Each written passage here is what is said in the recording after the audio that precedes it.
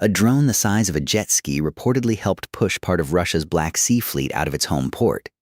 Business Insider reports that a U.S. defense manufacturer is now set to build Ukraine's Magura naval strike drones on American soil. The low-cost uncrewed boats have been credited with sinking or disabling more than a dozen Russian warships since 2023, and in the most recent reported case, a Magura didn't just ram a target, it fired a missile.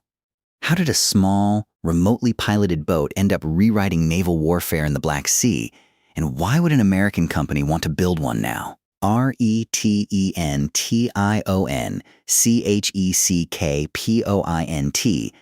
030 resolution Ts. That's what this video is about. Start with what the Magura actually is. The Magura V5 is an unmanned surface vessel, a drone boat, developed by Ukraine's defense and intelligence establishment as a low-cost answer to a much larger, much wealthier adversary's navy. Reports describe it as a slim, low-profile hull packed with explosives, piloted remotely over long distances, and cheap enough to build in numbers no conventional navy can match. A single Magura is estimated to cost a small fraction of the warship it can threaten.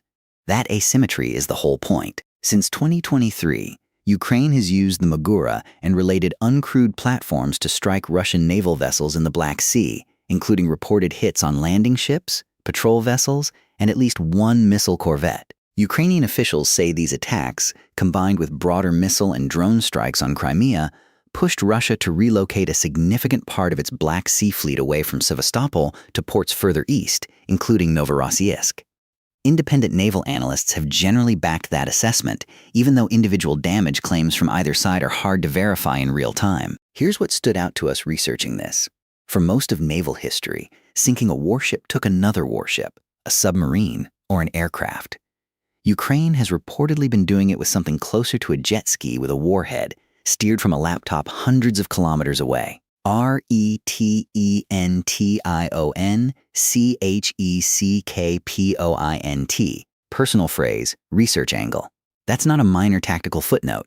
Naval planners around the world are reportedly studying it closely. Building and sustaining that campaign wasn't simple. Early reports from 2022 and 2023 described a Ukrainian uncrewed boat program built quickly under wartime pressure, with limited manufacturing capacity and constant iteration after failed or intercepted attempts.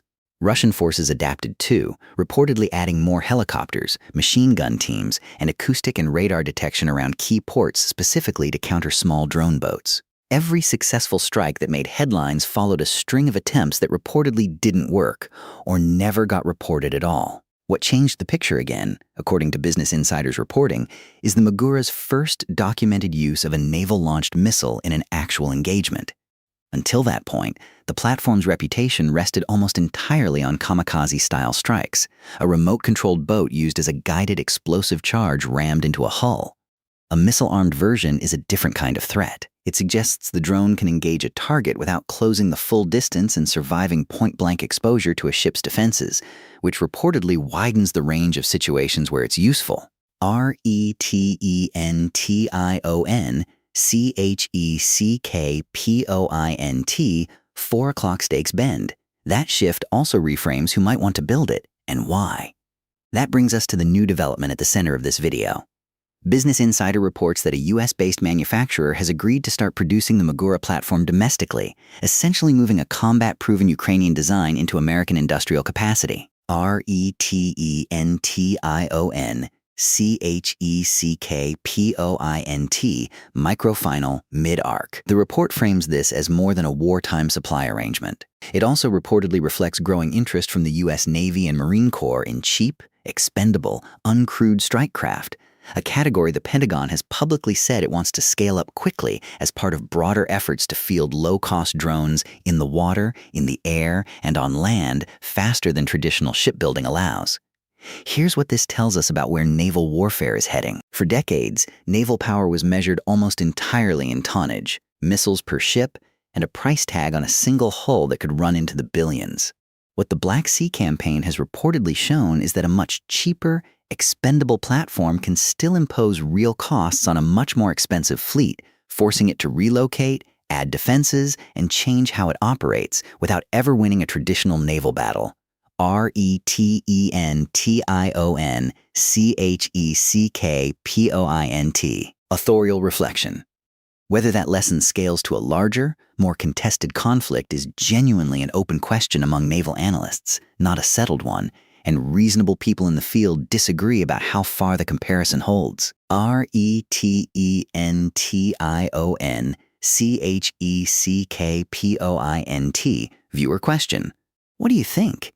Is this the beginning of a real shift toward cheap uncrewed platforms as the new baseline for naval power, or does it work mainly in a narrow set of conditions? There are real limits worth naming here. Uncrewed surface vessels like the Magura reportedly depend on secure communications links, favorable weather, and a defender that hasn't yet adapted its detection and countermeasures. Reports on the program note that Russian countermeasures have improved over time, and that not every attempted strike succeeds or gets publicly disclosed. None of the specific damage or casualty figures attributed to individual strikes in this video should be read as independently confirmed beyond what named outlets have reported. Some numbers are Ukrainian government or military claims that haven't been verified by neutral third parties. Where reporting is described as unconfirmed here, that's deliberate, not an oversight. Where does this stand right now, in late July 2026? According to Business Insider, the domestic production agreement is real and reported, though details on manufacturing scale, timeline, and which U.S. Navy or Marine Corps programs might eventually use the design remain limited in public reporting. It's also reportedly the first time a lesson from Ukraine's uncrewed maritime campaign has translated so directly into American industrial production, rather than staying a case study cited in policy papers and defense conferences. RETENTIONCHECKPOINT. 50% mid-roll hook. Whether that production run stays a niche pilot project or becomes the template for a new class of naval drone is exactly the kind of question that gets answered over the next year. Not this one. If a Ukrainian-designed, jet ski-sized drone can help push part of a major navy out of its home port and now moves into American factories, it's a fair moment to ask what a bigger version of that story looks like for a great power navy that hasn't been tested in a peer conflict at sea in decades. RETENTIONCHECKPOINT. Engagement hook. Do other Western navies follow with their own version of this within 5 years? Comment YES or no, and we'll come back to this one down the line. RETENTIONCHECKPOINT. Last 60s payoff. For now, the reported facts are these. A low-cost uncrewed boat reshaped part of a war at sea, and the company that helped make that happen is about to start building it at home. What happens next is still being written, and we'll be here to cover it as the reporting develops. Check the sources below if you want to read the original reporting yourself, and see the next video in this series for more on how uncrewed systems are changing modern conflict.